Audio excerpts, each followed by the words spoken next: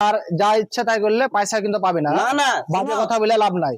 শোনো বাজে কি কথা বলে- কি শোনো কি হ্যালো বন্ধুরা, আজকে আবার আমার একটা মিস্ত্রির সঙ্গে যা হোক প্র্যাঙ্ক করবো।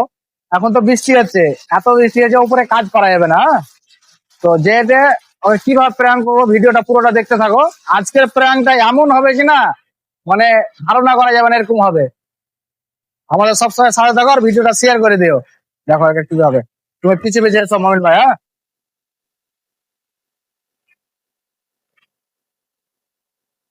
এসব কি করছো এই মিস্ত্রি? এসব কি করছো? ফেরেক সোজা করছি, তোমার বৃষ্টি হয়েছে ওই লাগা সবকে পরিষ্কার করতে লাগাচ্ছি আর ফেরেক সাফ করছি। কি করবো, বসে থাকবো? বৃষ্টি হয়েছে তো কাজ ছুটি করে দিতে হবে। এসব পেরেক টেরেক সাফ করে পয়সা দিবে? কেন এগুলা- পয়সা দিবে এগুলা না? আমরা পয়সা দিতে পারবো না। কি পয়সা দিতে পারবি না? কেন পয়সা দিতে পারবি না?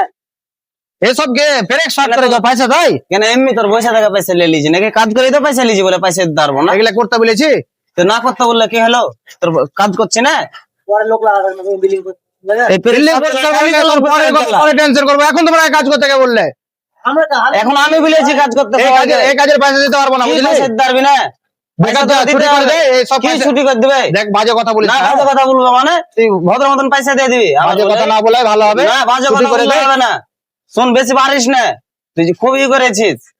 ঠিক আছে, তোরা কাজ কর, পয়সা যখন কি কে পয়সা দিবে, দিবি না? তুই পয়সা তুই দিয়ে যা, মোট কথা। তুই যা ইচ্ছা তাই করলে পয়সা কিন্তু পাবে না। না না বাজে শোনো, কথা বলে লাভ নাই।